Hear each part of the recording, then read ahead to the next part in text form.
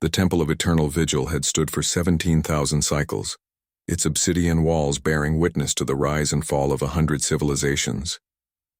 Deep within its sanctum, suspended in a field of crackling violet energy, hung the Blade of Ascension, a weapon so ancient that even the eldest of the galaxy's species spoke of it only in whispers.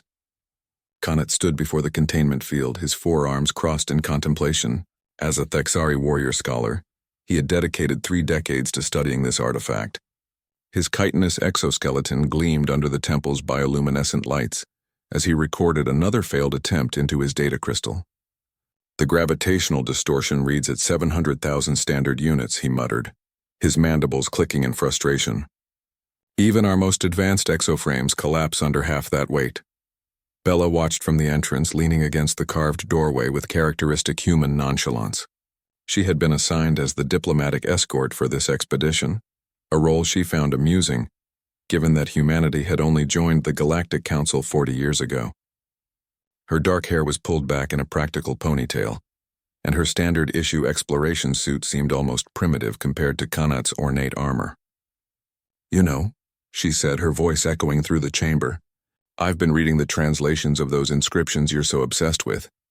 Kanat's primary eyes swiveled toward her while his secondary pair remained fixed on the blade. "The sacred texts are not mere obsession, human.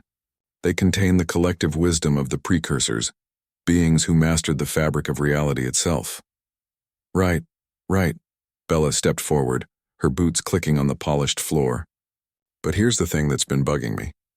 The inscription doesn't say the blade weighs beyond measure. It says it presses beyond measure." "A semantic distinction without difference," Kanat replied dismissively. "The weight calculations are irrefutable." "Are they, though?" Bella approached the containment field, her reflection fragmenting across its surface. "Every species that's tried to lift it has been using strength, right? Exoframes, gravity manipulators, even that Forgothi who could bench press a shuttle." "Precisely my point. If beings far stronger than humans have failed, what if it's not about strength?" Bella interrupted, her eyes fixed on the weapon. The blade itself was magnificent, roughly the length of her arm, forged from a material that seemed to drink in light rather than reflect it. Its edge appeared impossibly thin, as if it could slice through the very concept of matter.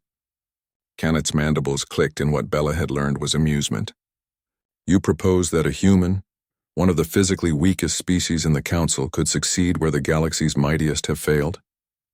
"I'm saying maybe everyone's been approaching this wrong." She studied the energy field's control panel. "Your scans show gravitational distortion, but what if that's a defense mechanism? What if the blade recognizes intention?" "Preposterous. Weapons do not recognize anything. They are tools." "Are they?" Bella gestured at the ancient temple around them. "Look at this place, Kanat. Everything here is about trials, about worthiness. What if the precursors didn't want the strongest to wield their weapon? What if they wanted something else?" Before Kanat could protest, Bella approached the control panel. Her fingers danced across the holographic interface with surprising confidence. Humanity's gift with technology never ceased to surprise the older species. "Wait, what are you doing?" Kanat's voice carried genuine alarm. "Deactivating the containment field without proper authorization could—" The violet energy dissipated with a sound like thunder running backward.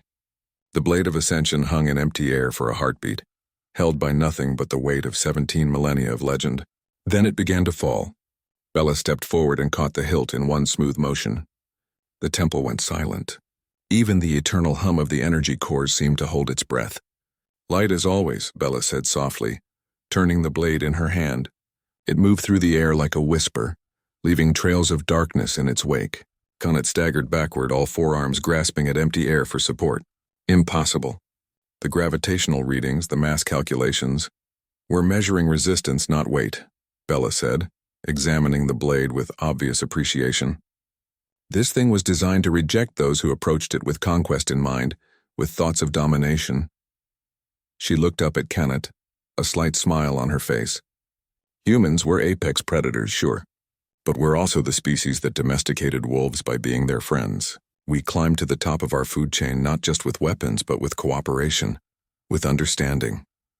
She held out the blade, letting Kanat see how naturally it rested in her grip. The precursors didn't want a warrior king. They wanted someone who could see a tool as a tool, Who could pick up a weapon without letting it define them? But the prophecies spoke of the blade-bearer as one who would reshape the galaxy, Kanat whispered, his earlier skepticism replaced by something approaching awe.